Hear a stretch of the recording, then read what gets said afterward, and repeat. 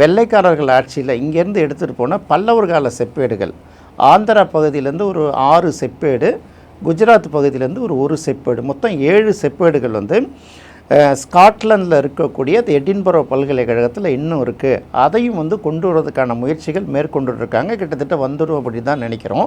இந்த செப்பேடுகள்லாம் எதை குறிக்குது அப்படின்னு பார்க்கும்போது, பல்லவர் காலத்தில் பார்த்திங்கன்னா முற்கால பல்லவர்கள், இடைக்கால பல்லவர்கள், பிற்கால பல்லவர்கள் அப்படின்னு 3 பிரிவு உண்டு. முற்கால பல்லவர்களுடைய வந்து அந்த செப்பேடுகள் எல்லாமே பார்த்திங்கன்னா பிராகிருத மொழியில் எழுதப்பட்டிருக்கும்.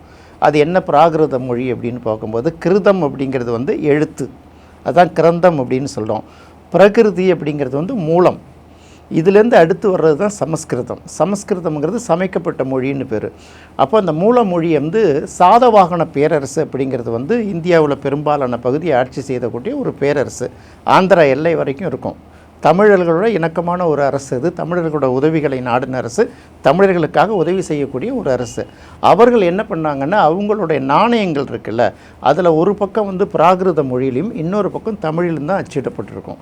அப்போ அந்த சாதவாகன பேரரசுக்கு கட்டுப்பட்ட சிற்றரசர்களாக இந்த பல்லவர்கள் இருந்ததாலும், அவர்களுடைய போர் வீரர்களாக இவர்கள் இருந்ததாலும், அந்த சாதவாகன பேரரசு வீழ்ச்சி அடையும் போது அந்த பகுதியில் வந்து பல்லவர்கள் தனிமையாக எழுச்சிப்பட்டு வராங்க.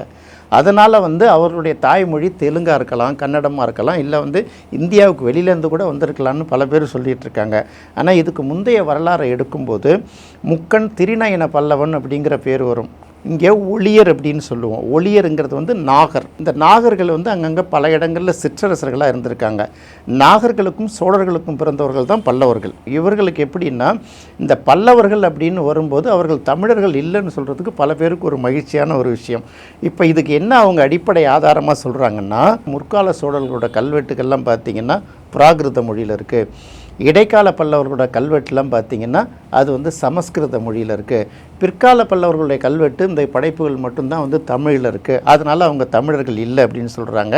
இவங்க வைக்கிற வாதம் வந்து ஓரளவு ஏற்றுக்கலாம், ஆனால் முழுமையாக ஏற்றுக்க முடியாது.